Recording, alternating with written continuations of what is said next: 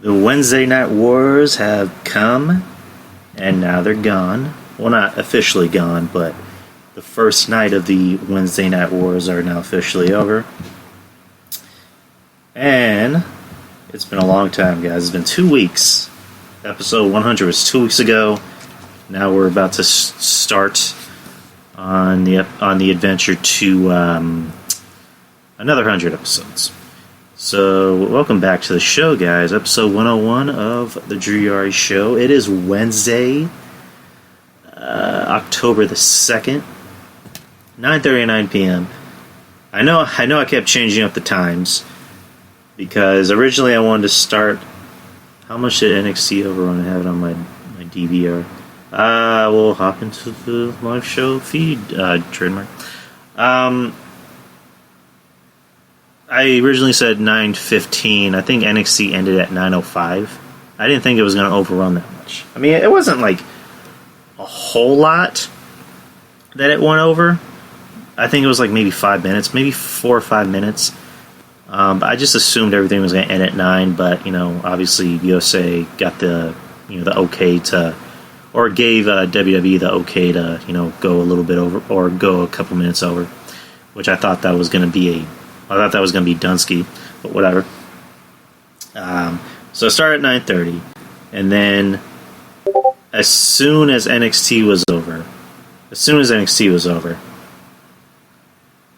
I put on my laptop, I repair everything, I plug in all my equipment, and I turn on my laptop, I make sure everything starts running, because usually as soon as I turn my laptop on and log in, that's when Discord is usually the first thing to pop up. It automatically logs me in, and it automatically opens up and logs me in.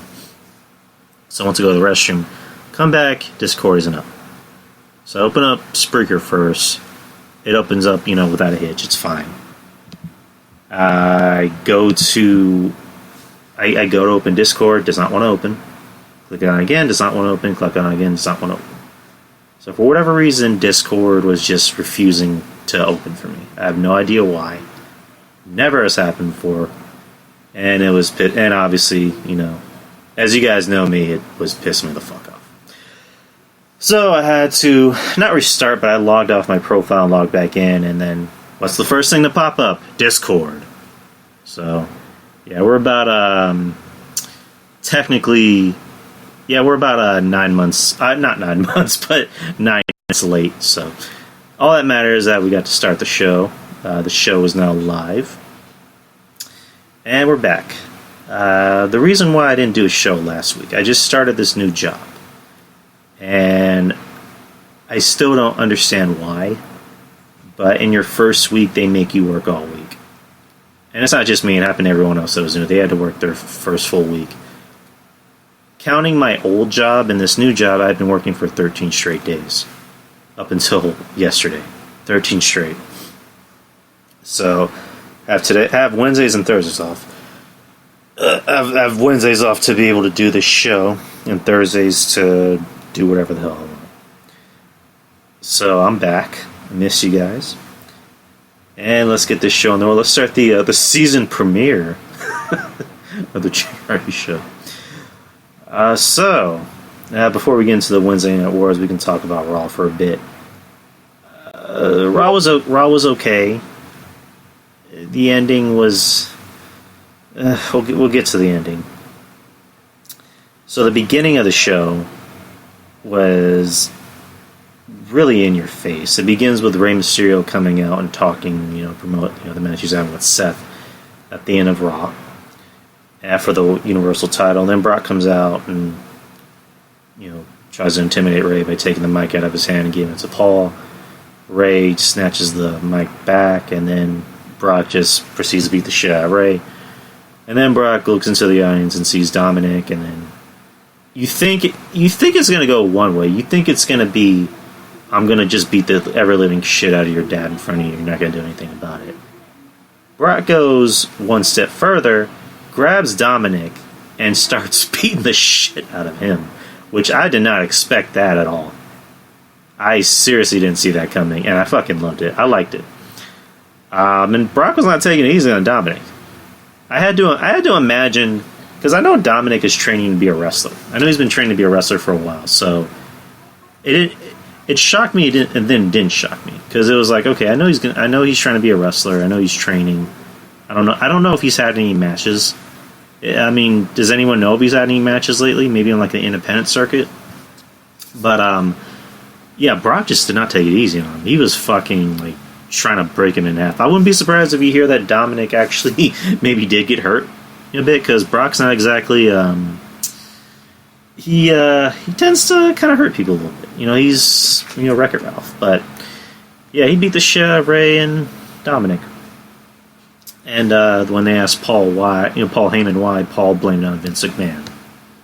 He said, Brock Lesnar should not have had to show up on Raw tonight. Brock Lesnar was in fight mode. It was Vince McMahon's fault. Which, okay, that makes sense. What else happened on Raw? There was Alexa Bliss versus Sasha Banks. I forget how that ended. I think Sasha won. I think Sasha won, and then it ends with Becky and Sasha. And then Sasha had a promo in the back, which goes the way it goes usually. What else happened? Ric Flair and Hogan came out on Miz TV to promote their own Survivor Series type match, Team Flair versus Team Hogan. Team Hogan consisting of Seth Rollins and Rusev, which is interesting. And then Team Flair consisting of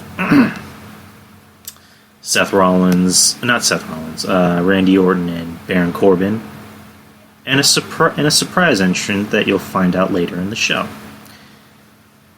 So no Fiend, because you assumed the Fiend was going to attack him, but I'm pretty sure Hogan wasn't going to want to do a job for the Fiend. To quote Julian, he likes to use a lot of Hogan analogies. To quote Julian, that's not my spot, brother. That's not my spot, brother.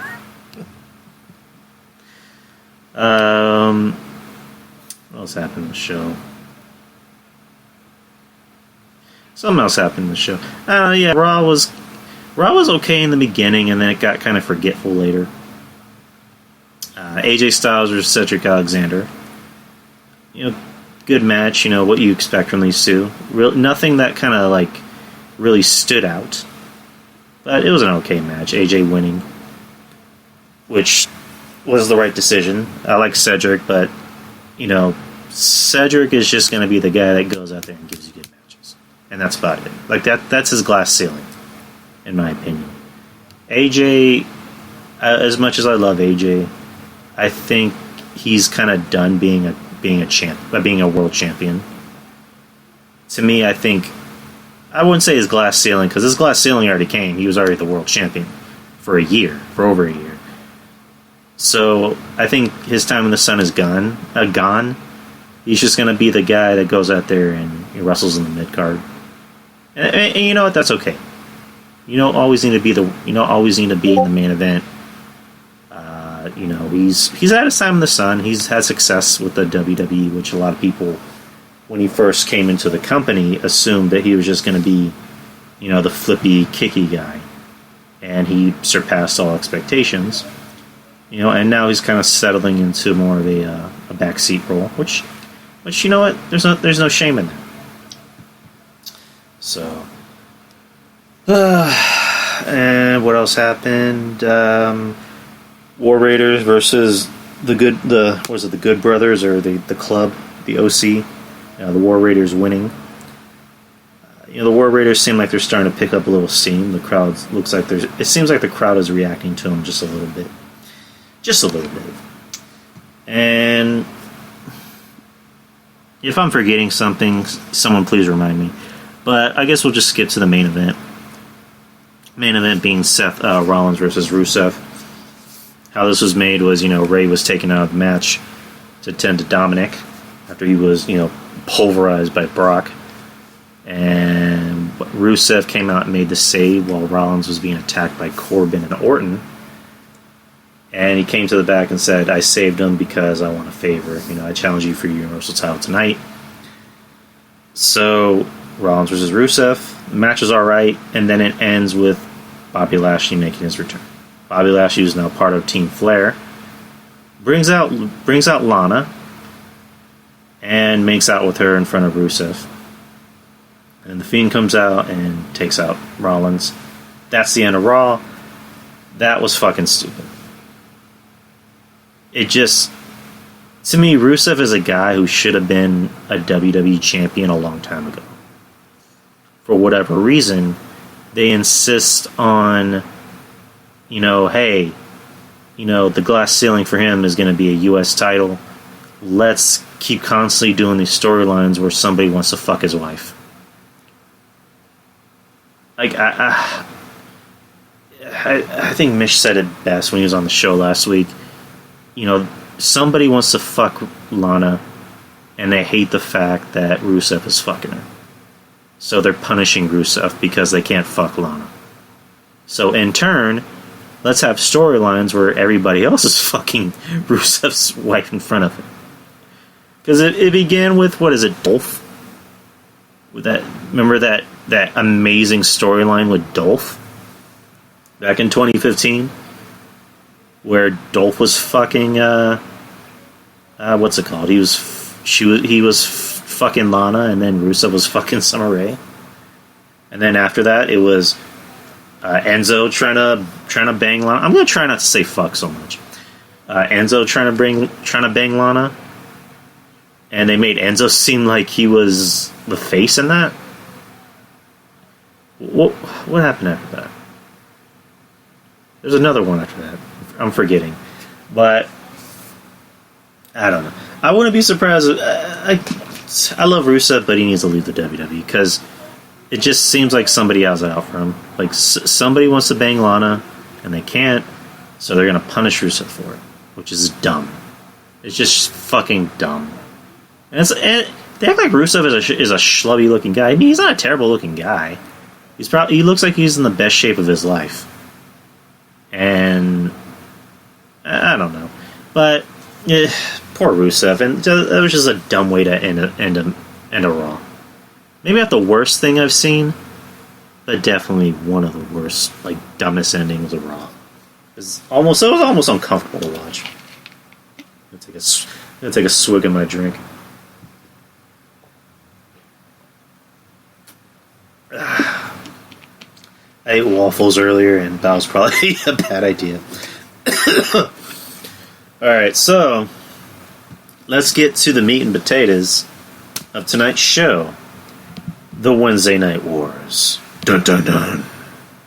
I would have some music to play, but as you guys noticed from last week's show, not last week, but the 100th show, I tried playing my new theme by Yuck Nasty. Shout out to Yuck Nasty.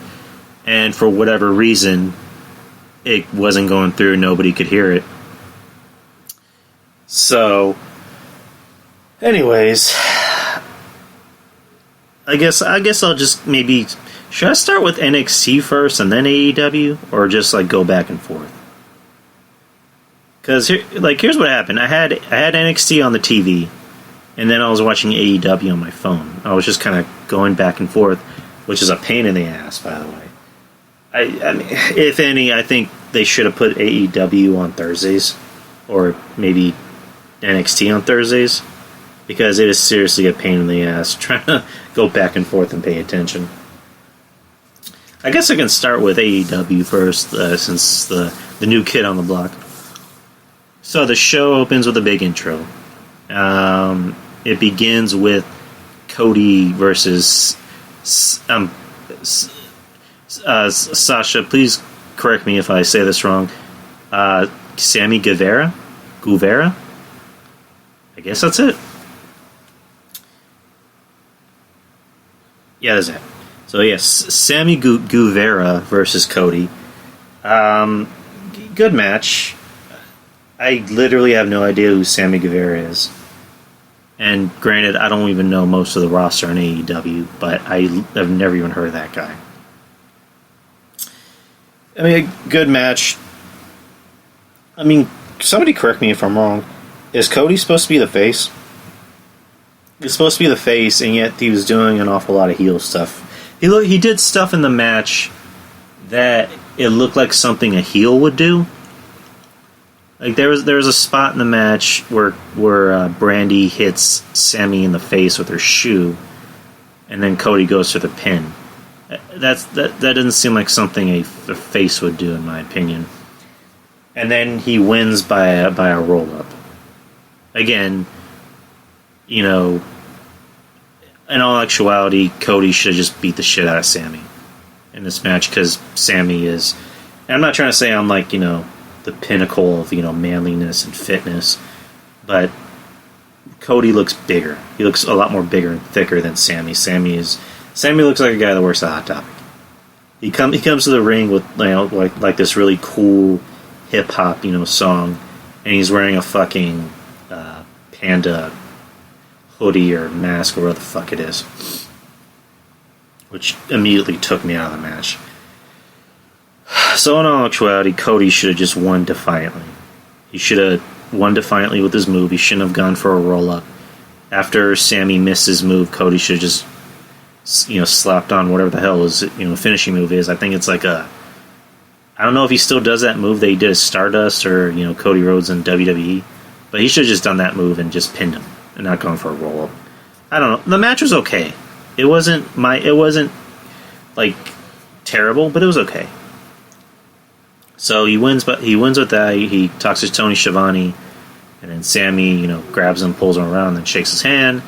Jericho comes out and beats the shit out of Cody, and that's about. After that, there's like a couple of just random vignettes. There's a vignette with what is it? What is it? SCU. SoCal Uncensored, and they're talking, and the black guy, I think was it not Too Cold Scorpio? No, it's not that. I'm sorry, I'm just forgetting names. I'm not familiar with a lot of the people on the roster, but was Scorpio Sky? I think that's his name. Is it? So he comes out, talks a little shit, and then the Lucha Bros come out and they talk shit, and they start fighting, and they get pulled apart. Afterwards, the Best Friends, I think that's their name. They come out and they get in, and sitting at ringside is Jay and Silent Bob, Kevin Smith, and Jay Muse, who were invited to the show by Jericho, because I know Jericho and Kevin Smith are pretty good friends, and pretty much acting their role. They showed earlier that.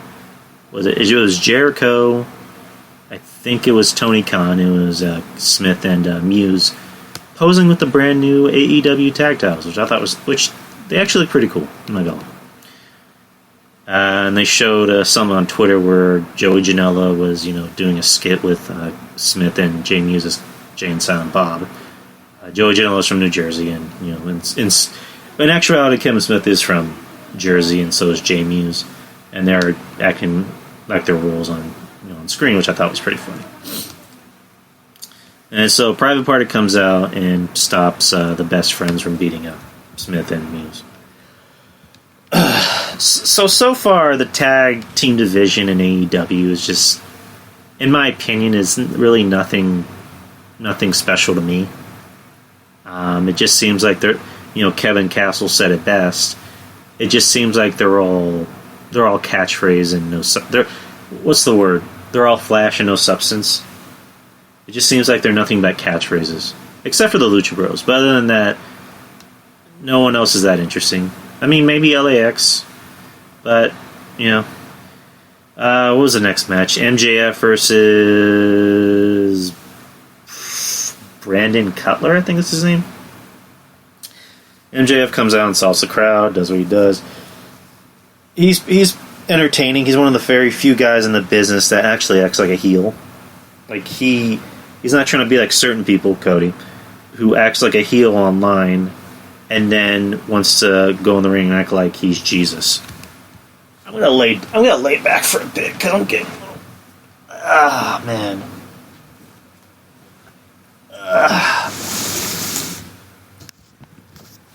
Okay. Okay. So, yeah, MJF, he gets it. He's one of those very few guys, not just in AEW, but in the whole business, that it seems like he gets it. He knows what role he needs to play. So he went out there and beat Cutler. So there's that. What was the next match? Next match was... It was Pac versus Adam Page. Pretty good match. Nice solid match back and forth. Pac winning, clean over Page, which I thought was kind of odd because they just built up Page as being, the guy who could be the world champion against Jericho. And then he loses clean to Pac. Which I don't have anything against Pac. I like Pac. But my whole thing was, I just assumed this is what was going to happen. That they gave it to Jericho because Jericho's a name. People know who Jericho is. You're going to tune into AEW because you're going to see more familiar faces. And you're going to want to make guys like Omega and, the Young Bucks, MJF, and especially Page, you're going to want to make them more familiar with the casual crowd that just watches WWE. I just assumed that was going to happen. Because out of all the elite guys, I think Page is the one you can make into a star. He seems like he's more TV ready. So they have him lose clean to Pac after he just had, this big match with Jericho at their last pay-per-view. I don't know. To me, that's just... I don't know if they want to make Pac into a thing. Because he just beat Omega, and now he just beat Page. It'd be interesting if they made Pac into, a star. Maybe not a star, but do something with him. I don't know. So, moving on. Next match on the card, the first ever... The finals, or not the finals. Riho versus Nyla Rose to determine the first ever AEW Women's Champion.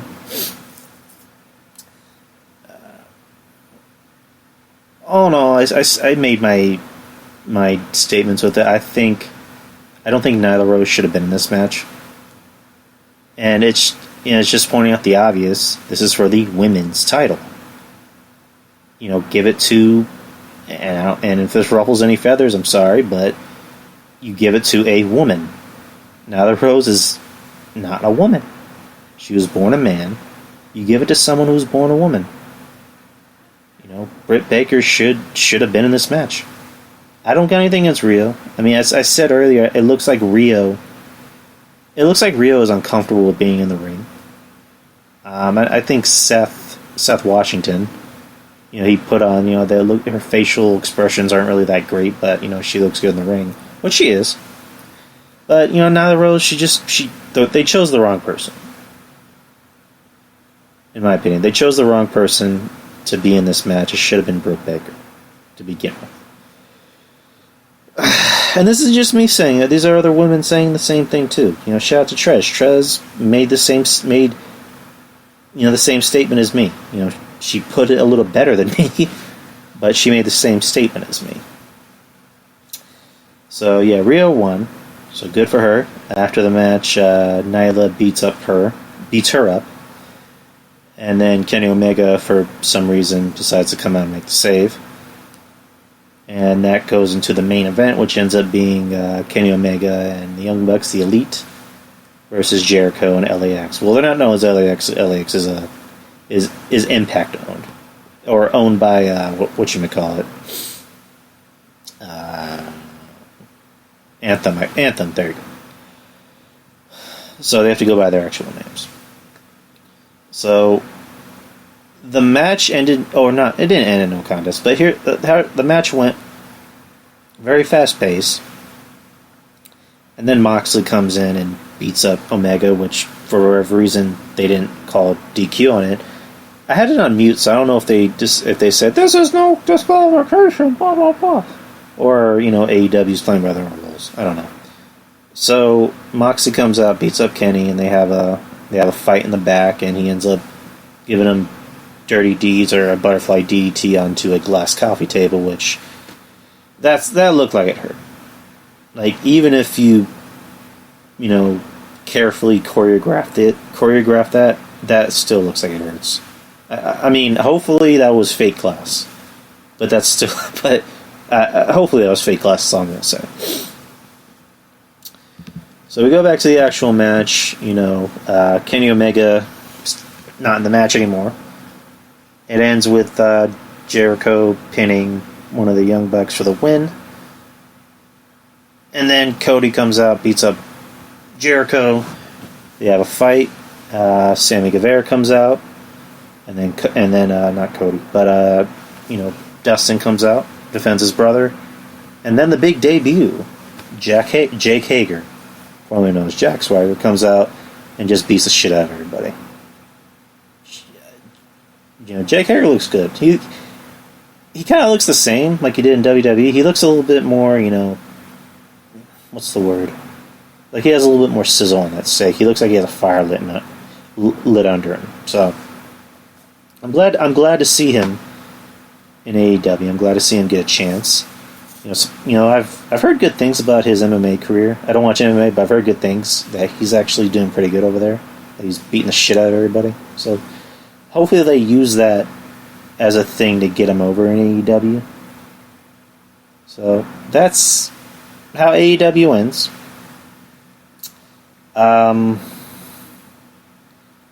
I would rate it. I'll give it a 7 out of 10. I thought the show was good. I thought the production was good. The one thing that two things that AEW needs to really, survive is they need to keep it up every week. They need to keep this momentum up every week. They need to constantly keep making good shows every week. And not just thrive on the fact of, oh, people love us, so they're going to tune into us. No, you need to promise what you are going to serve every single week.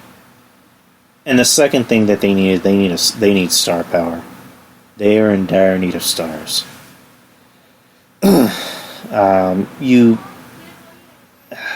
Cody, people know who Cody is, but Cody's not a star. Jericho, everyone knows who Jericho is. He's popular.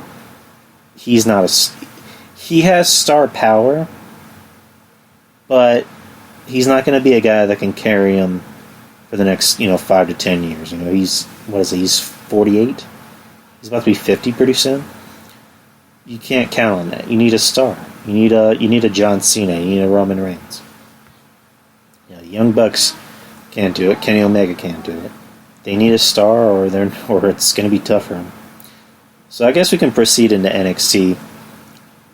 NXT begins with a intro, from Corey Taylor, because Slipknot lent their voice to NXT. Was it "You're Not Your Kind"? Nice song, by the way. The first match on the card is the NXT Championship between Matt Riddle and Adam Cole. Holy fucking shit! That match was just fucking insane. I can see why they put that on first. I would have preferred that they went on last, but I can see why they decided to put the tag team match on this. It was just non-stop action, back and forth, false counts, false finishes. These two had great chemistry. What is it? I call it I think, what was it called? SoCal Sunrise? That off the top rope tombstone pile driver that Adam Cole kept doing. That's just fucking insane how he just does that. They always say, do not try this at home. These are for professionals. Like, exactly. Because only a pro like Adam Cole can pull that shit off. Great fucking match. I honestly thought Riddle was going to win. It looks like... Cole won. But it looks like two things. One, they want to wait to give Riddle that shot. Or that title, I mean. They maybe want to wait until the takeover at Rumble or the takeover before Mania to give him that title. I mean, personally, I think Riddle is too big for NXT. You know, you can put him on the main roster, he'll be a star. But they probably think, you know, we should probably let him wait for a bit. And also, they want to make, you know, the Undisputed Era thing. They want to say, you know, oh, they run NXT. You know, they have all the gold. They rule NXT with an iron fist. So that makes sense. So I'm glad Cole won. I like Cole. I like Riddle. I was just happy with the match. I wasn't disappointed. So I was even more happy with what happened after the match. Finn Balor returns to NXT, and this isn't and I don't know if this is going to be he's going to be in NXT. He's going to work double duty in NXT or on the main roster.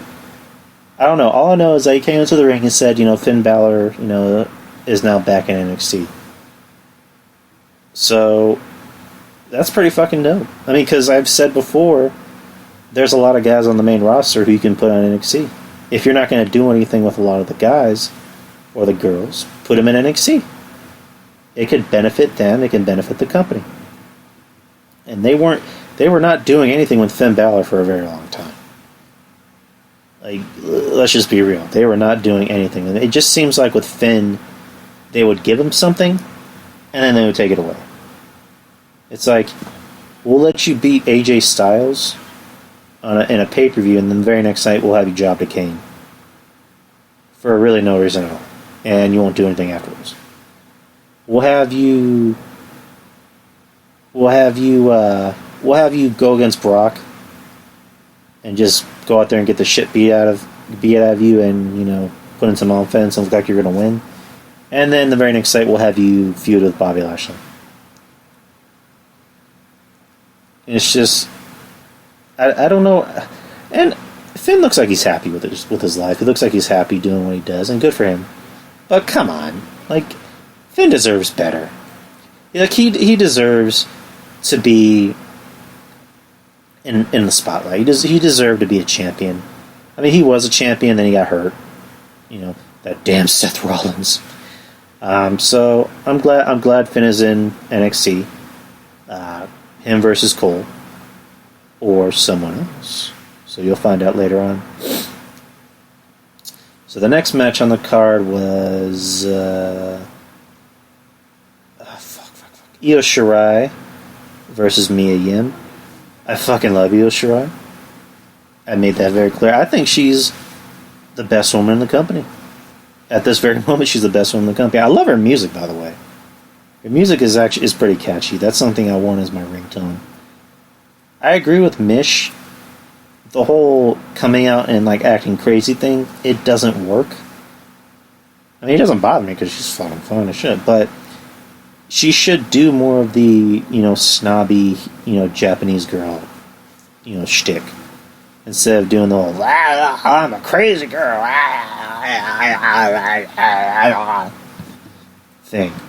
She needs to come out and just like kind of like roll her eyes at people and be like, I'm better than all you fuckers. You all wish you were me. You all wish you can look like me. Your men want your men want me, and your women want to be just like me. Like that should be her fucking MO. That should be her whole character, her whole shtick. But, you know, I don't know. That's just me. So she comes out there and has a match with Mia Yim. Mia Yim I like, but she does nothing for me, in my opinion. Like, she just doesn't do it for me. The whole, you know, the HBIC gimmick, I don't really, I get it and I don't get it. I mean, because, you know, you send her backstory that she grew up in, South Central LA or Compton or something. I mean, cool, but that gimmick I've seen more than once. I mean, she's basically, female Asian Conan. The best way I can think of that. But, yeah, that gimmick doesn't do much for me. Io Shirai wins, you know, which she should. Now we're going to move on to the. What was the next match on the card? It was Shayna Baszler versus Candice LeRae. Another good match. I don't agree with Candice being in this match because whatever, but they wanted to give her something since Johnny was on. Since I don't want to be that dude who says she's fucking she's fucking Johnny Gargano, so she's talented on her own. But I don't know if she should have been. I just don't think she should have been in this match. Anyways, another good match. I knew there was no chance in hell that Candice was going to win. You keep the belt on Shayna. I think if there's anyone that can beat her, it's going to be Rhea. Or, fuck it, have her win and take the title to the main roster. Why the fuck not? Because if Rhea's not going to beat her, then who the fuck else is going to beat her? Because I love Scarlett Bordeaux, but sure as shit isn't going to be Scarlett Bordeaux. So you I don't know, just have Shayna just keep the title as long as she fucking wants and have her go to the main roster with the title. Fuck it. Or, from what I hear, they're not even going to bring a lot of people from NXT to the main roster. So just have her keep that title for as long as she fucking wants. Until somebody that looks more believable is going to beat her. That's the best way I can put it. But if anyone's going to beat her, let it be Rhea. If it's not Rhea, then don't even bother letting somebody else try to beat her. Next match on the card. I'm trying to think who the fuck. It was Johnny Gargano versus, I think, Shane Thorne. That's his name. I was trying to wonder who the fuck that guy was, and somebody told me. I think it was Seth Washington. He was in a tag team called TM61, which I vaguely remember that tag team. And I think somebody was saying he was in Japan or whatever, but I literally had no clue who this guy was, and he was going out there and getting a lot of offense in on Johnny Gargano, and he looked good up there. And I'm thinking, so are they going to let him win over Johnny? Are they actually going to let him beat Johnny Gargano and try to make him into a thing? Which no, Johnny Gargano wins, which is good for him. But we'll like to see more of that guy. Not in that type of way, but I would like to see more of him. To see what he can do. He looked pretty interesting out there. Next match is Pete Dunne versus Pete Birch. What was it, Pete Birch? I'll just call him Birch. Pete Dunne versus Birch, who came out to Oni Lorcan's music because, I forgot they're in tag team. Another solid match. It's one thing I like about British wrestling is they just beat the shit out of each other. It looks like they are really beating the fuck out of each other. I mean, yeah, Japanese wrestling, yeah, it looks like they're being a little stiff in the ring. But with the Brits, they're really passionate about their wrestling. Because I have not watched NXT UK. And I feel bad for it. Because I've heard nothing but good things. I heard the crowd's pretty hot for it. I didn't even get a chance to watch that NXT, show that happened a few weeks ago. And I heard it was pretty fucking good. From what I've seen, not just from this match, but from clips, though, the Brits just really go out there and just lay it in. They look like they just want to beat the shit out of each other. And good. Wrestling 101. Make it look believable. So Pete Dunne wins. The lights go out, and you have... I'm forgetting fucking names. I'm terrible at night. He was Punishment Martinez, which I don't know why they didn't go with that name. But what the fuck did they call him? Damian Priest? Yeah, Damian Priest. He comes out, lays out Dunne. It's a big reaction. So what exactly is his gimmick? Damian Priest, because is he supposed to be a rock star? He's supposed to have that rock star gimmick? He has an interesting look. I'll say that much. He has an interesting look. Granted, I haven't really seen him that much, because I remember the last time I saw him, he had a match on NXT, and I just kind of looked back and went, I don't know, I'm not sure about him. Not that he's bad. There's something I just wasn't sure about. So I obviously need to watch more of him to kind of get his gimmick. So, yeah, we'll see more of him. And then the main event ended up being the Street Profits versus Undisputed Era. Street Profits came out with Wale, who introduced him to the crowd. WWE sure does love Wale. I'll be honest, I never heard one song from him. Granted, I don't listen to a lot of rap, but I can at least know some songs. I don't think I've ever heard a song from him that came out on the radio. That's just my opinion. Introduce them to the crowd. Undisputed Era comes out, and as usual, they have a really good match.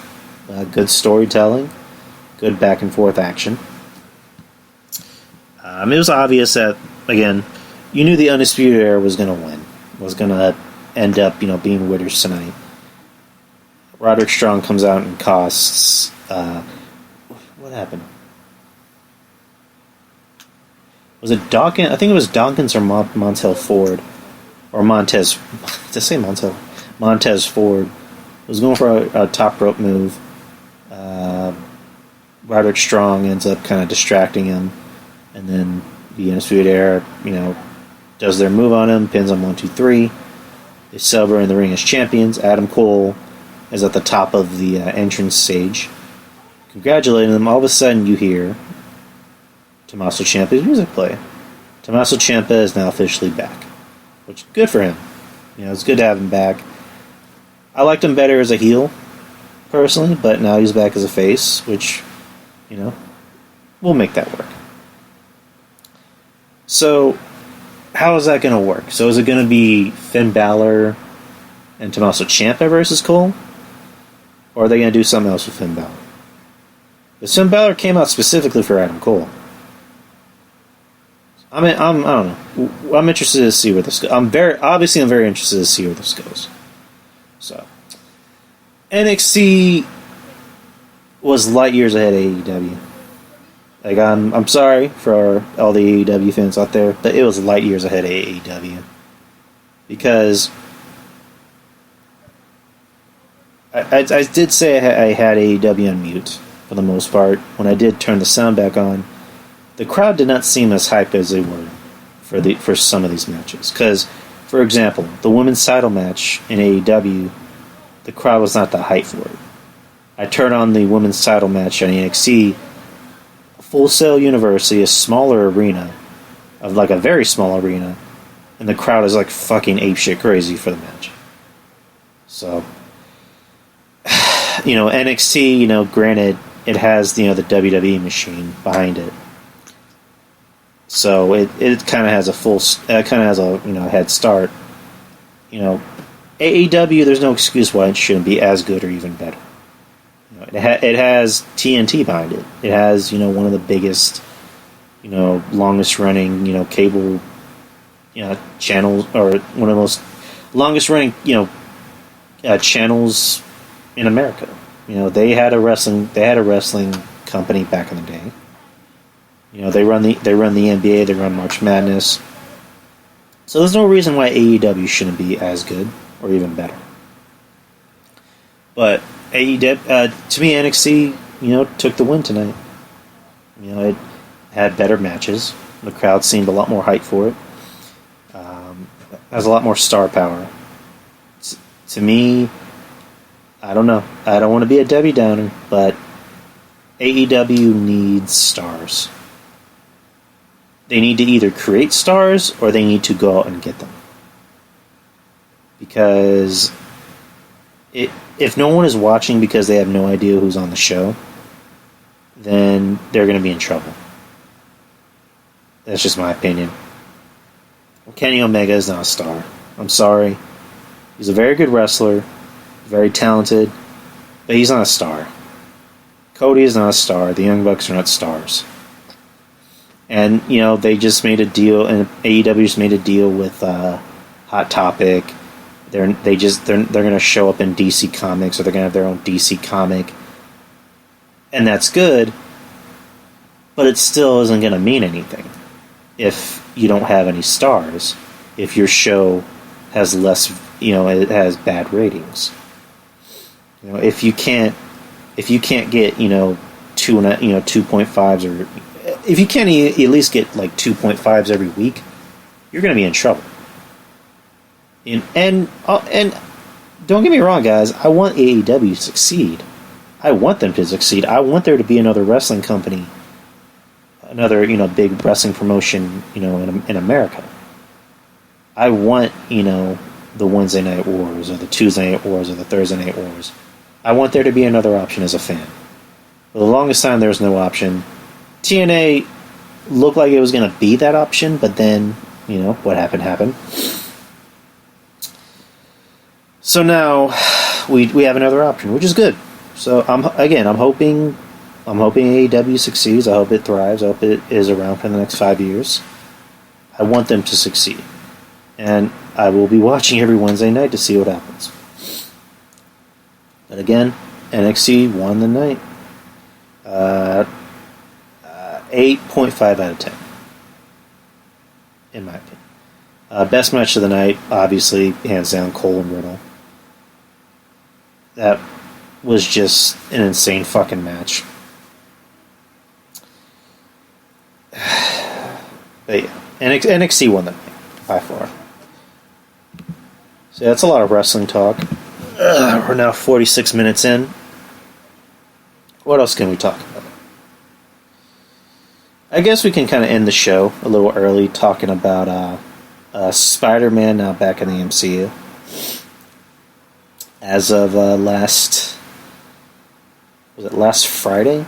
Last Friday or Saturday, it was announced that Sony and Disney decided to play nice and work it out and keep Spider-Man in the MCU. And let me pull up the facts.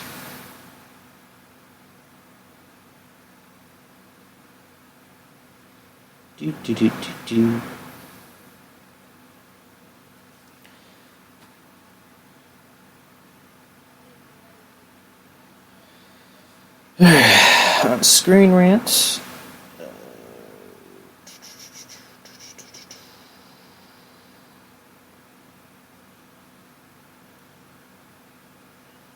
Come on.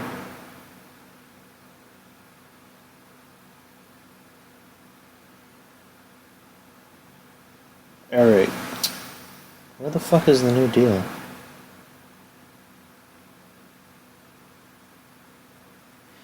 The new deal between, and this is from ScreenRant.com, the new deal from Marvel Studios and Sony Pictures only covers 2 more films. There will be Spider-Man Homecoming 3, which it's obviously not going to be called that, due in July 16th of 2021, and bringing an end to Tom Holland's Spider-Man trilogy and another mystery Marvel movie. Both of these will be produced by Marvel Studios President Kevin Feige. Terms of the agreement have changed a little, though. There are reports that Disney will now receive 25% of the profits from Spider-Man 3, but will expect it to pay a roughly quarter of the production costs as well. Interestingly, it's believed that Sony Pictures chief Tom Rothman, known to be a tough negotiator, had actually offered up 25% in co-financing agreement, but that Marvel and Disney had walked away. Given that's the chance, it's hard not to get the impression that Sony came out on top of this renegotiation, with Marvel ultimately signing up to their proposal. Meanwhile, there's some evidence that Sony retains a level of access to Tom Holland's Spider-Man themselves under the new terms of the deal.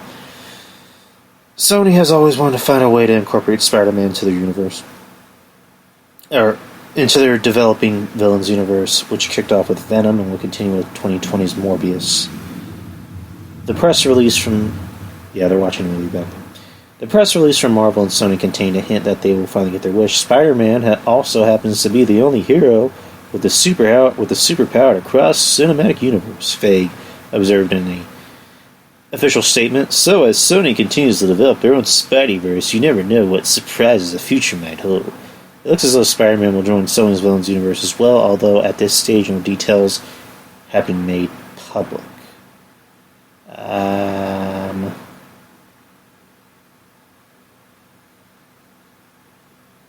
Alright, so basically, all we know is Spider-Man's back.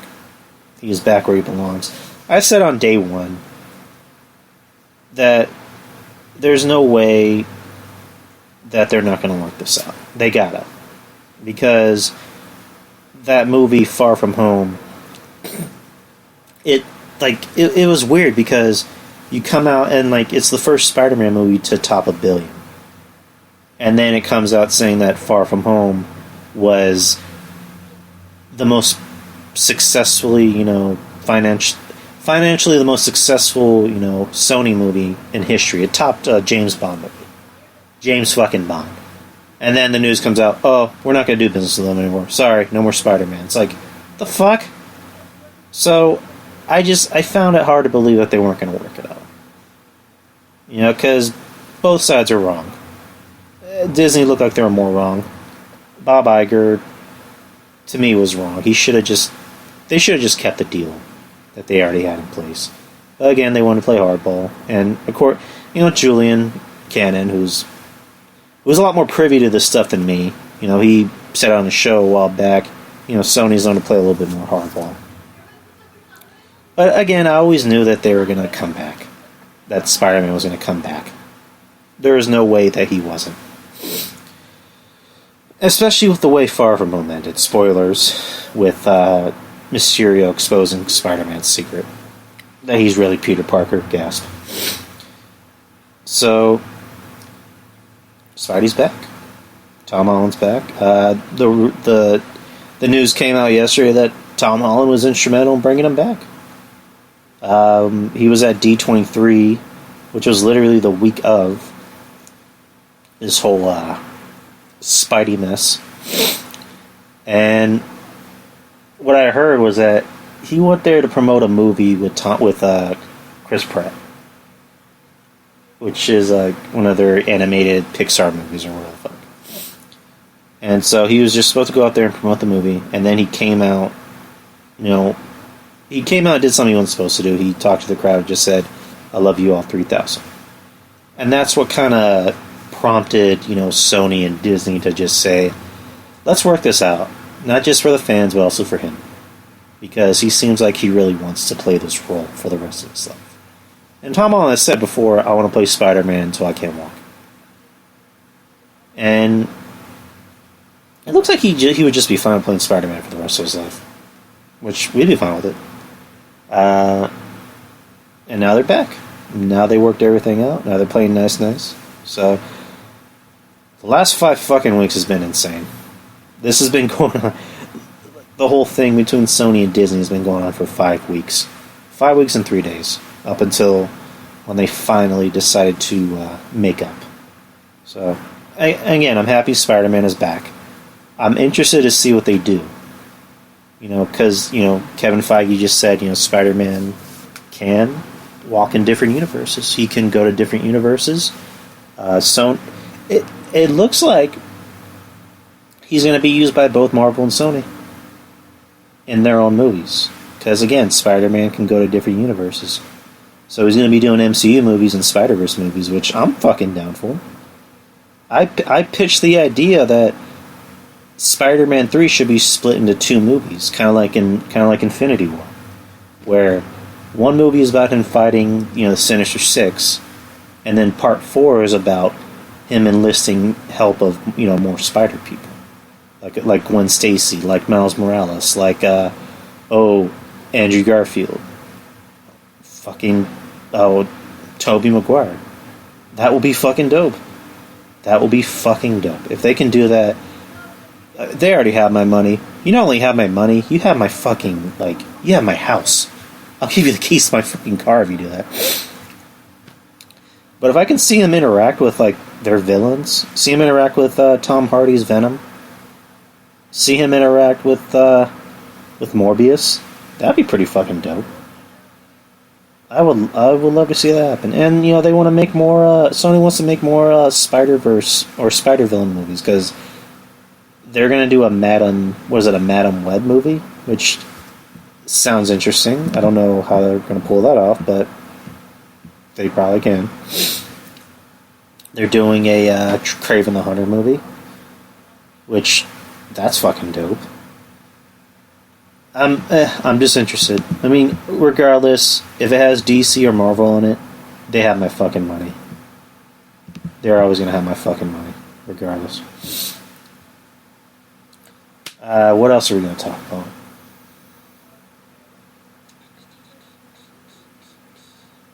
I think that's it. Yeah, that's pretty much all I have for the show. That's the whole show in general. Thank you to anyone who's listening live on Spreaker, and thank you to everyone who showed up in the chat room. Shoutouts to Wrestling Soup. Wrestling Soup, make sure to go to their Patreon for just $5. You can get all types of cool shit like Global Body with John Draper. Shout out to John Draper. DTKC, always on Monday nights after Raw. Make sure to head to their Patreon for just $5. You get shows like Breakfast Soup with Mish and DT. You get Kevin Castle. Kevin Castle has 2 shows. Can you believe that? They got 2 shows. Jesus. I'm playing Kevin. He has a solo show called Castle Chronicles, and then he has a show called Dark Chronicles featuring him and Trez, the lovely lady Trez, good friend of the show. I would love to get Trez back on sometime. You get Texas Podcast Massacre. If you love horror movies, these guys are going to do the job for you. They review horror movies, past and present. They review, really, even those like cheesy B movies, and they make it entertaining. You can pretty much find them anywhere. Don't forget to listen to Tyler the Trademark Show. You can find that anywhere. Good friend of the show. Julian Cannon of the Wrestling Court. Here Comes the Judge. You can find him on Spotify. Shout out to Rob. What's going on, Rob?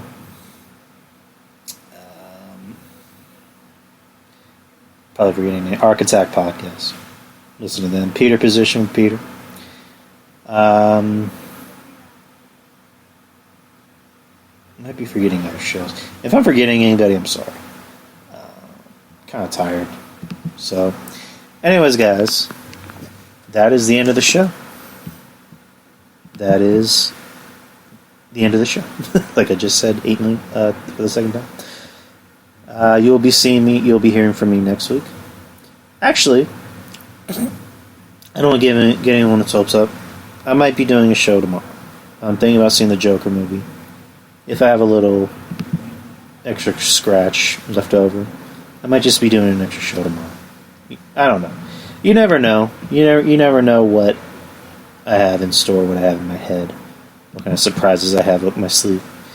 Anyways, guys, take care. God bless. And drive home safe. Laters.